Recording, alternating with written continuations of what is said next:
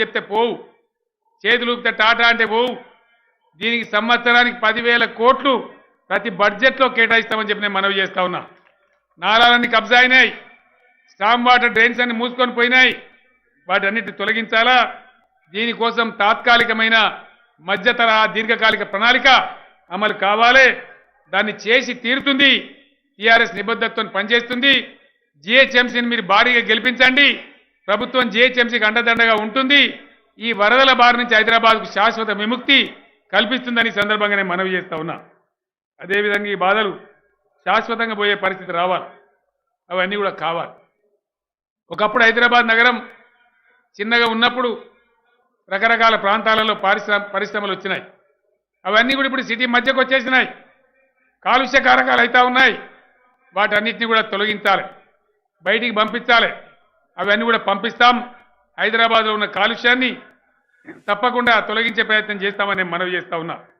అదేవిధంగా మెట్రో రైలు పొడిగించాలి, నగరంలో కొన్ని ప్రాంతాలకు విస్తరించాలి.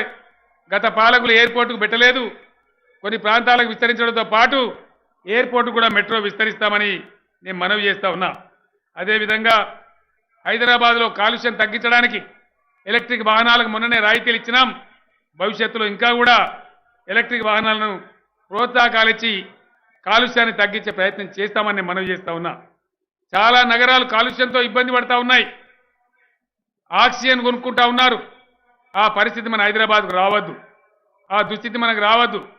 పచ్చదనం పెరగాలి, పార్కులు పెరగాలి, ఎయిర్ క్వాలిటీ పెరగాలి. దానికోసం ఆల్రెడీ జిహెచ్ఎంసీ పనిచేస్తూ ఉంది, హెచ్ఎండిఏ పనిచేస్తూ ఉంది, హరితహారం పేరు మీద ప్రభుత్వం పనిచేస్తూ ఉంది.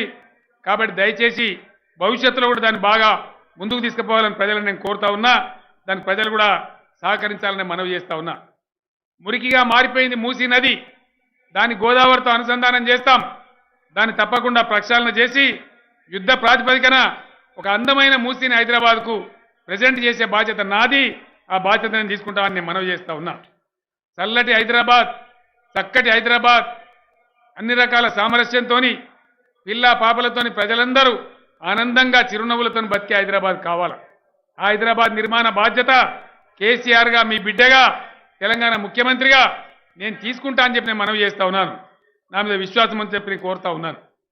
అదేవిధంగా మీరందరూ కూడా చూస్తూ ఉన్నారు, గత 6 సంవత్సరాల నుంచి శాంతి భద్రతలు ఏ విధంగా ఉన్నాయి.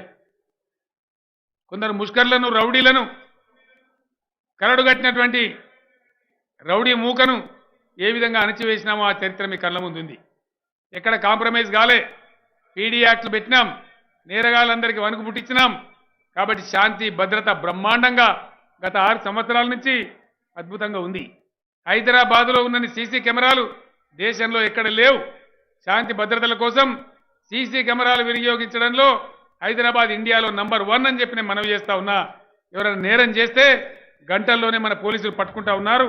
అది అదే విధంగా కొనసాగిస్తామని ప్రజలకు నేను హామీస్తా ఉన్నా. ఒక శ్రేష్టమైనటువంటి హైదరాబాద్ తయారు కావాలా.